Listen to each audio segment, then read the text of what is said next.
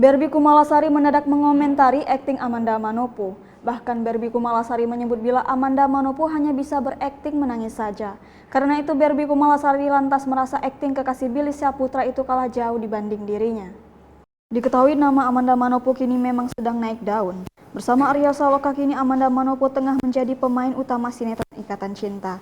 Melihat kepopuleran Amanda Manopo itulah Barbie Kumalasari lantas memberikan reaksinya. Barbie Kumalasari pun yakin bila ia bisa mendapatkan peran utama seperti Amanda Manopo. Dengan sedikit kesan meremehkan Amanda Manopo, Barbie yakin bahwa ia bisa melakukan tugas yang sama bahkan lebih baik dari kekasih Billy Syahputra. Merespon pernyataan Barbie, penggemar berat Amanda Manopo sekaligus pedangdut senior Inul Daratista memberikan tanggapannya.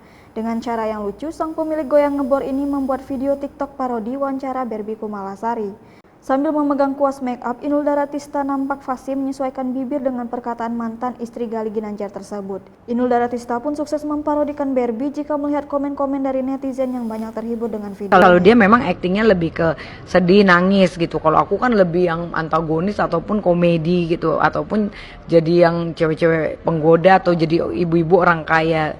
Jadi aku sih berharap bisa mungkin satu frame sama dia ya kan, tapi untuk peran utamanya ya pasti Amanda Manopo kalah lah sama aku.